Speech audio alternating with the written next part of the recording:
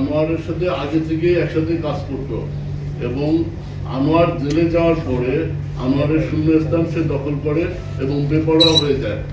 পরবর্তীতে তাকেও আমরা গ্রেপ্তার করি। আনোয়ার এখনো ভিতরে জেলে আছে, জেলা হতে বিচারাধীন আছে এবং তাকে টুন্ডাবাবুকেও আমরা গ্রেপ্তার করে জেলা হতে আইনি প্রক্রিয়া প্রেরণ করি। বাট সে 2 মাসের মাথায় আবার জামিন নিয়ে চলে আসে।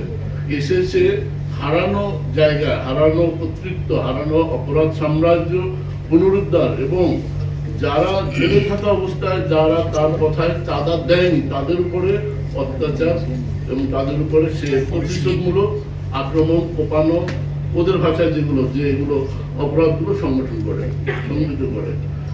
এবং আপনারা জানেন যে একটা মিডিয়ায় ভাইরাল হয়েছে, সে তার দলবল নিয়ে সামুরাই অস্ত্র নিয়ে সে একটা মহড়া দিচ্ছিল তার এলাকা পুনরুদ্ধারের জন্য। এটা 28-এ এই মহড়াটা ভাইরাল হয় 18 ফেব্রুয়ারি 2025-এ। এটা ভাইরাল হয়। ভাইরালের পর থেকে আমরা তাকে অনুসরণ করি এবং তাকে গ্রেফতারের জন্য আমরা চেষ্টা চালিয়ে অব্যাহত রাখি। সে তো অ্যারেস্ট হলো, কিন্তু তার যে বাহিনী আছে ওদের উপরে আপনাদের নজরদারি বা ওদের দিক থেকে আপনারা উত্তাপ করেছেন। শুধু টুন্ডাবাবু নয়, আইনের প্রয়োগের জন্য যারা অপরাধে জড়িয়ে পড়বে, যারা অপরাধ কার্যক্রম অপরাধ সংগঠন করবে, যারা অপরাধমূলক কার্যক্রম করবে, শান্তি শৃঙ্খলা রক্ষা করবে, তাদের বিরুদ্ধে আমরা আইনগত ব্যবস্থা গ্রহণের ন্যূনতম শিথিলতা প্রদর্শন করি নাই, করবো না। এই যে তারা অল্প সময়ের ব্যবধানে যে বের হয়ে যাচ্ছে এবং তারা দ্বিগুণ গতিতে আবার কার্যক্রম করছে, তাহলে এরপরেও তো আবার তারা এদের পিছনে আসলে যারা কুশীলভ হিসাবে কাজ করে বা মাস্টার মাইন্ড বা কেউ গডফাদার, এদের কি অনুসন্ধান করতে পারছেন কিনা বা ওদের পিছনে কোনো কাজ করছেন কিনা?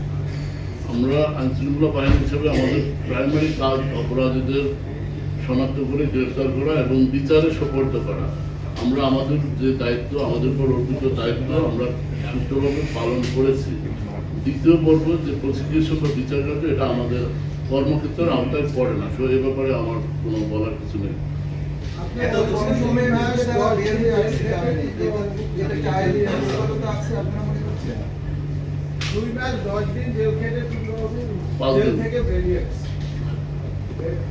আপনারা যে পরিশ্রম করে তাদেরকে ধরেছেন সেটা তো আসলে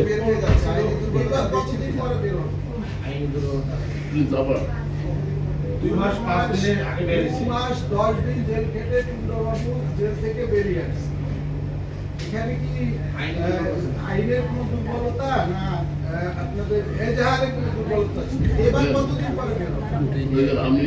আমরা শীর্ষ সন্ত্রাসী যারা সমাজে জনমনে আতঙ্ক তৈরি করে, যারা দিনে দুপুরে চাপাতি সামুরাই দিয়ে এলোপাতারি মহিলা, পুরুষ, স্কুলগামী ছেলে মেয়ে, যুবকদের যারা কুপিয়ে সর্বস্ব মোবাইল, টাকা পয়সা ছিনিয়ে নেয়, ছিনতাই করে দিনে দুপুরে, তাদেরকে গ্রেফতার করে যথাযথ আইন অনুযায়ী মামলা দিয়ে আমরা বিচারে সোপর্দ করেছি। আমাদের কাজ এতটুকু। এরপরে হলো দ্বিতীয় অংশ হলো প্রসিকিউশন বা বিচার। এই সম্পর্কে তো আমাদের বলার কোনো সুযোগ নেই।